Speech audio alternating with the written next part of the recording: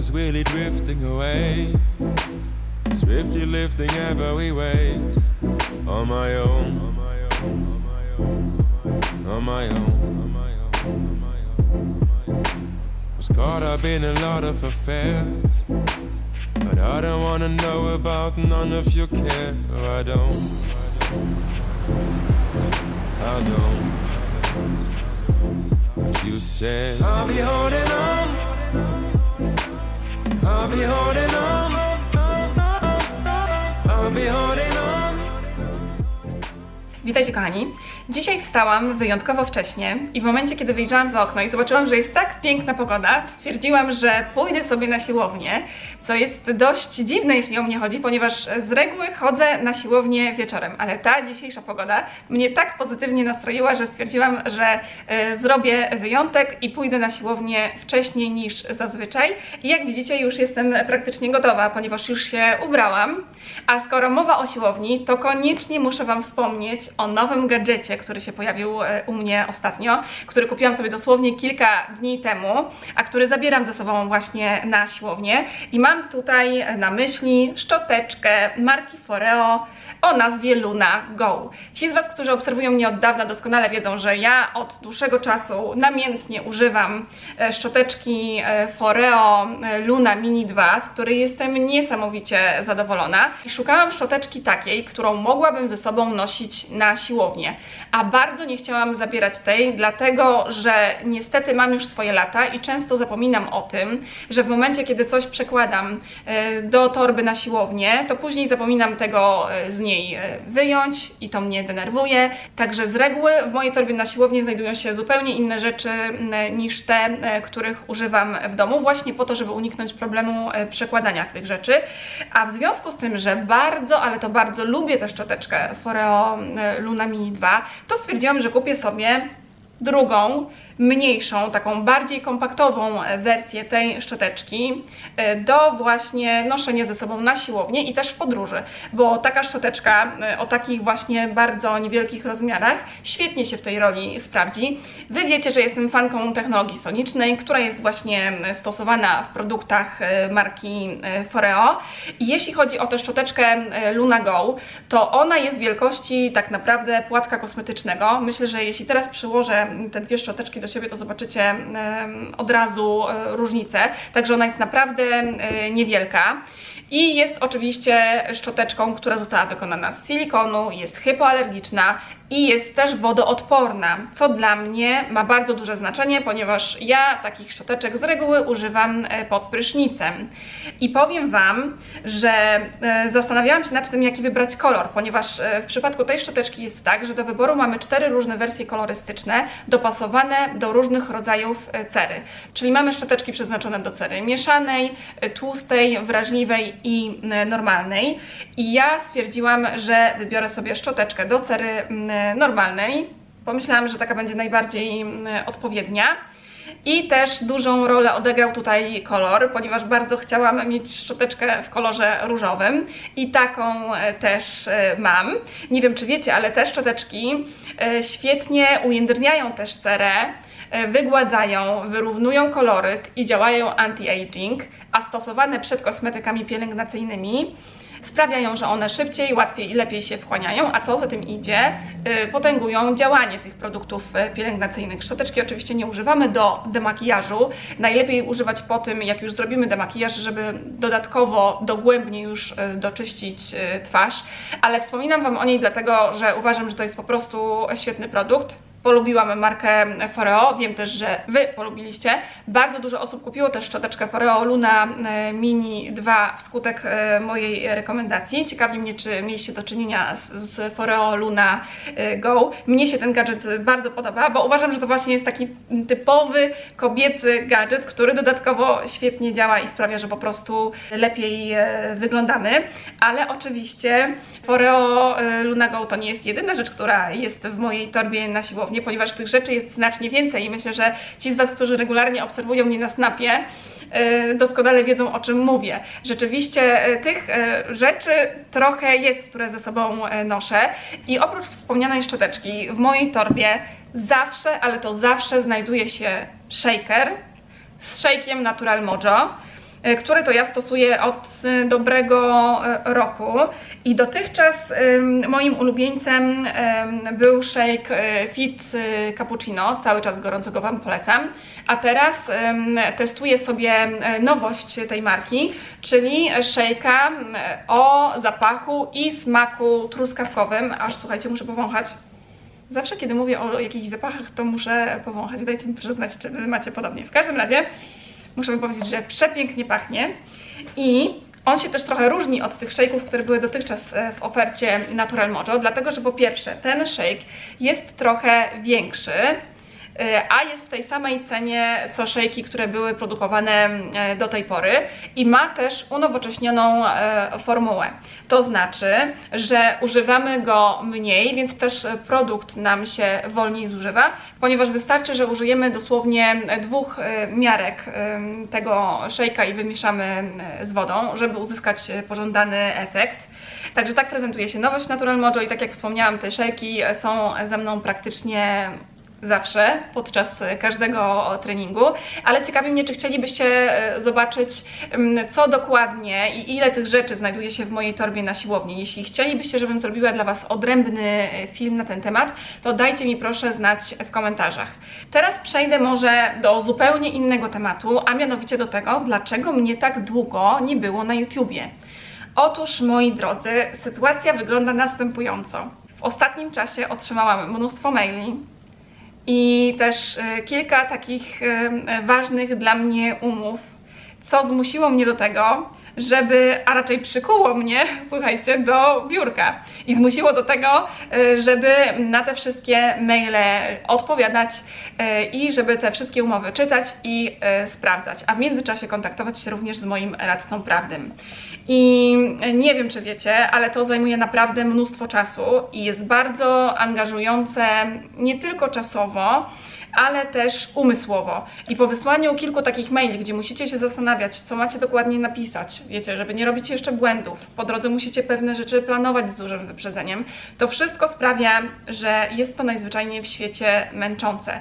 A w momencie, kiedy, tak jak w moim przypadku, tych rzeczy się, słuchajcie, zrobi nagle mnóstwo, no to jakby zaczyna tego czasu brakować. I to jest mój problem, który ja muszę w najbliższym czasie rozwiązać. To znaczy, to, że ja tak długo się nie odzywałam, to, że tak długo nie nagrywałam, jest spowodowane właśnie tym, że musiałam się zająć mailami, których notabene nie cierpię.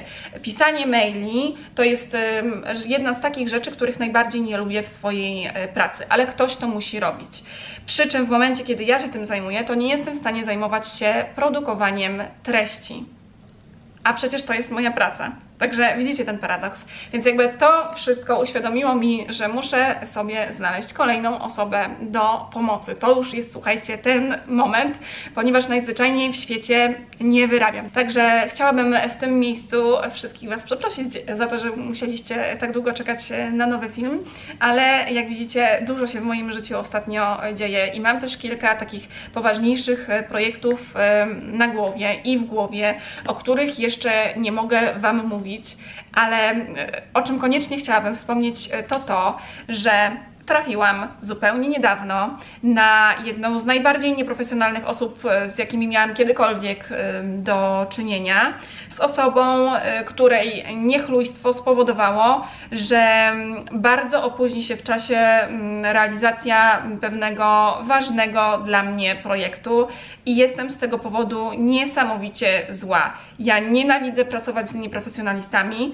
i bardzo rzadko, tak jak Wam powiedziałam, zdarza mi się trafić na osoby tak niechlujne jak ta, na którą trafiłam i do tej pory nie mogę wyjść z szoku, jak to jest, słuchajcie, że są takie osoby, którym nie jest po prostu wstyd, że fatalnie wykonują swoją pracę, bo mi się to po prostu w głowie nie mieści. Jeżeli ja zobowiązuję się do zrobienia czegoś albo wykonuję jakąś pracę dla kogoś, to robię wszystko, żeby robić to dobrze. Ja nie oczekuję, że ktoś będzie robił coś perfekcyjnie, bo to jest nawet niemożliwe. Oczekuję, że ktoś będzie po prostu dobry w tym, co robi i będzie wywiązywał się z tego, o czym mówi. Będzie słowny, nie będzie niechlujny, nie będzie mnie lekceważył i tak dalej, i tak dalej. A tymczasem niestety tutaj w centrum Warszawy trafiłam na pewnego mężczyznę, który po prostu tak mi zadziałał na nerwy, że musiałam wszystkie swoje plany związane z moim projektem odłożyć w czasie. Wiecie, ja nienawidzę niechlujstwa. I o ile ktoś jest niechlujny tam we własnym zakresie, na własnym podwórku i to nie ma na nic innego wpływu, albo jeśli jest to osoba niechlujna i to nie przeszkadza osobie, dla której ten jegomość pracuje, to nic mi do tego. Natomiast niestety w tym przypadku i myślę, że w wielu innych również, czyjeś niechlujstwo i niedbalstwo powoduje, że zaczyna negatywnie oddziaływać na innych. I tak się stało w moim przypadku. Także niestety, ale jestem bardzo zawiedziona i bardzo zła, ponieważ tutaj nie ma żadnej winy po mojej stronie. No może oprócz tej, że po prostu byłam zbyt pobłażliwa. Po prostu na początku zaczęłam przymykać oczy na pewne rzeczy, które mnie drażniły, bo wiem, że nie każdy jest taki jak ja i staram się to akceptować. Ale w momencie, kiedy ten jegomość, o którym wspominałam, przekroczył granicę, to już po prostu miałam wszystkiego dość. I najbardziej boli mnie to, że jestem po prostu w tyle, jeśli chodzi o realizację mojego projektu, a tego się w ogóle nie spodziewałam. I teraz mam do Was takie pytanie, bo ja już poruszałam te kwestie na Instagramie. Powiedzcie mi proszę, jak to jest u Was? Czy często zdarza Wam się trafiać na osoby, na współpracowników albo na pracowników takich, którzy po prostu źle wykonują swoją pracę? A jeśli tak, to co wtedy robicie? Czy rozmawiacie z tymi osobami, czy rozmawiacie z ich szefem, nie wiem, czy zwracacie uwagę na to w ogóle, czy to jest dla Was istotne, bo moim zdaniem praca z odpowiednimi osobami powoduje, że pracuje się najzwyczajniej w świecie lepiej i szybciej, a w momencie, kiedy trafiacie na obiboków śmierdzących leni albo osoby, które po prostu nic nie wiedzą na żaden temat i jeszcze nie potrafią się do tego przyznać, to są osoby, które wszystko spowalniają i po prostu sprawiają, że mniej chce Wam się chcieć. Może tak, słuchajcie, już jestem cała zdenerwowana, także może już nie będę dłużej na ten temat mówić. Kiedyś pewnie poruszę ten temat dokładniej i konkretniej, a teraz chciałabym już zakończyć ten temat i zająć się czymś dla mnie przyjemniejszym, ale Was bardzo proszę o komentarze w tej sprawie.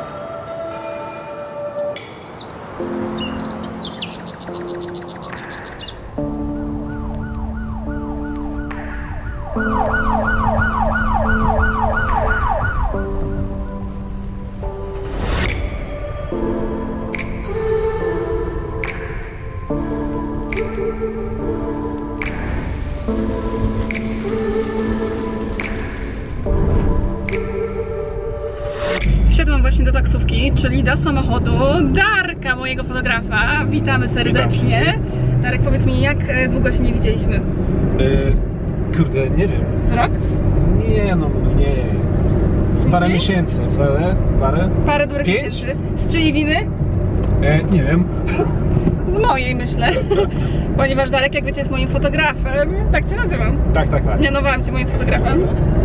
I dzisiaj jedziemy na kolejną sesję. Założyłam sobie już sukienkę. Właśnie uzgodniliśmy, że pojedziemy na Stare Miasto. I mam nadzieję, że tam zdołamy zrobić jakieś ładne zdjęcia. Tak. A odezwiemy się jeszcze później, albo w trakcie robienia sesji, bo mam do Ciebie kilka pytań związanych z Twoją pracą.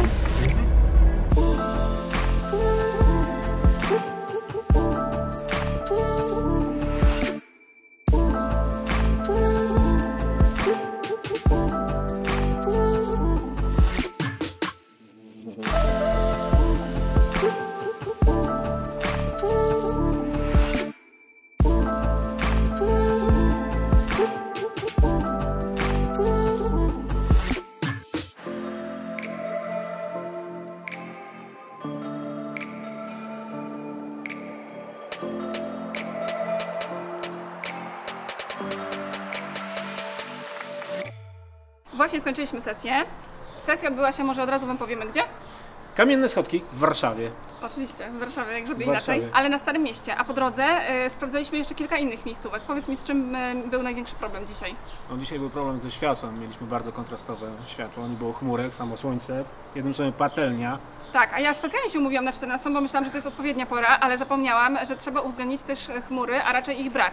Także dzisiaj mamy totalnie niebieskie niebo, zero chmur i to nam utrudniało robienie zdjęć, tak? Tak, dokładnie. Także 3 razy chyba zmienialiśmy lokalizację. Tak jest. I w końcu wylądowaliśmy tutaj, bo tu było najlepsze światło, tak? Tak, bardzo fajne Tak światło. mówi specjalista.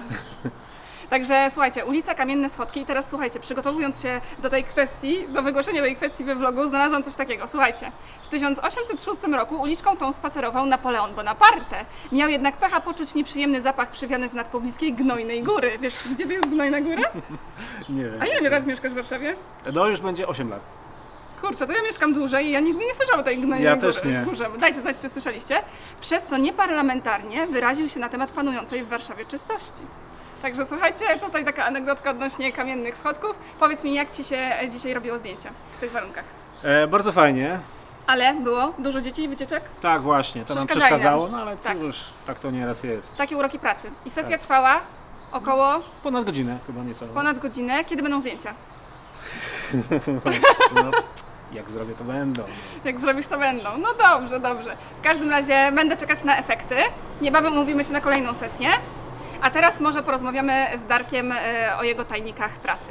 Jakiego typu sesji lubisz robić najbardziej? Oprócz sesji ze mną. Bo modowe też robisz, tak? Tak, tak. Powiem I szczerze, wnętrza też. też. To zależy od sytuacji. Nie mam jakoś, chociaż najbardziej lubię fotografować zwierzęta. O, to muszę przyjść sfotografować moje zwierzaczki kiedyś, bo one są strasznie upierdliwe, wiercą się ciągle i nie da się im zrobić fajnego zdjęcia, ale to jest ciężka sprawa, robić zdjęcia zwierzętom. No tak, tak. No, skaczą, biegają. Nie Ty dają też masz- sobie Ty zrobić. też masz zwierzątka, kota, No, mam kota. także Sierściucha. pewnie robisz zdjęcia. No tak, czasami jak jesteś u mnie, to też robisz moim kotkom zdjęcia. Teraz mi się przypomniało. Tak. A powiedz mi, czy zdarzyło Ci się, jak robiłeś sesję, że któraś z Twoich klientek zaczęła Cię podrywać? Zdarzyło się. O, no i co wtedy zrobiłeś? Nie, no robiłem swoje. Chociaż było to Krępujące? no, trochę krępujące Powinieneś się było. cieszyć. No tak, ale jak robisz zdjęcia, to inaczej podchodzi się w tym momencie. Ale no, trzeba Zdarzyło było się, zrobić, tak? to się robiło. Jeszcze na koniec takie pytanie, jakiego sprzętu używasz? Bo często pojawiają się pytania po publikowanych sesjach Twojego autorstwa, jakiego sprzętu używasz? A Ty używasz Nikona, ale nie wiem dokładnie jakiego. Używam Nikona D850 i Nikona D5. Oraz? D850 do sesji właśnie takich jak tutaj, a D5 do reporterki. Dobrze, koniec słuchajcie tego krótkiego wywiadu z moim fotografem. Podobał Ci się? Aha, jeszcze trzeba wspomnieć, bo tam wiele osób pytało, jakie obiektywy. Ale to myślę, że powiemy innym razem. Dobrze. Nie powiemy. Tajemnica. Nie powiemy tajemnicy.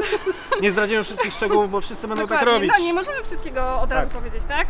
Dobrze, to ja Ci bardzo dziękuję za rozmowę Dziękuję bardzo. i spotkamy się jeszcze przy kolejnej sesji. Dajcie znać, Oczywiście. jeśli macie jakieś pytania do Darka, to zadam mu w kolejnym vlogu. Pozdrawiam, hej.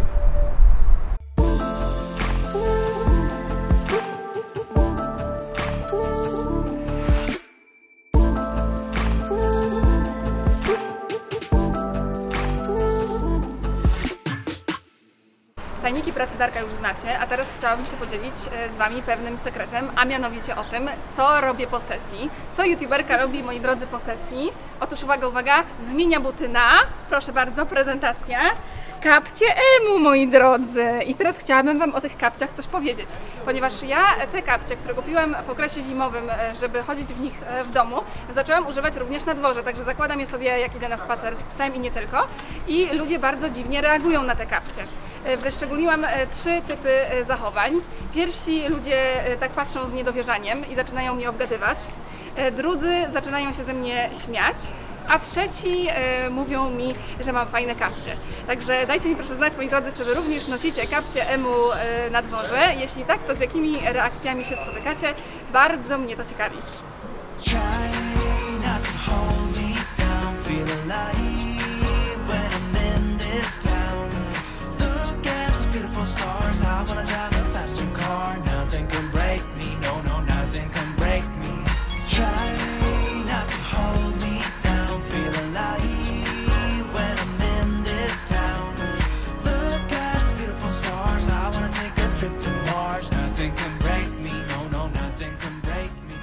Przed chwilą wróciłam do domu z zamiarem wykąpania tego oto gagatka, a w zasadzie nie tylko tego, bo również lorda.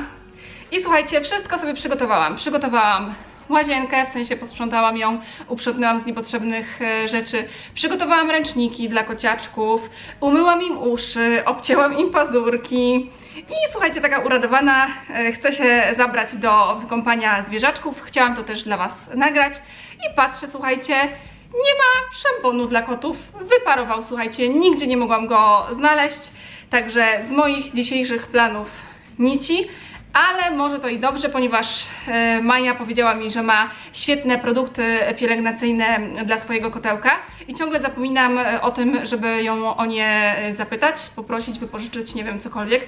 Także Maja, wołamy tutaj z naszymi zwierzątkami o pomoc. Mam nadzieję, że nam zdradzisz, co to za produkty. Także dzisiaj niestety koteczkom się upiecze, a dawno już nie były kąpane, dobrych kilka miesięcy. I chciałam Wam pokazać, jak się zachowują właśnie w momencie, kiedy są w wannie. No ale niestety, słuchajcie, samo życie, niestety nie da się wszystkiego zaplanować. Także nie pozostaje mi nic innego, jak tylko się z Wami pożegnać. Gorąco Was zachęcam do subskrypcji mojego kanału, klikania kciuków w górę, jeśli filmik Wam się podobał i do zobaczenia w kolejnym vlogu.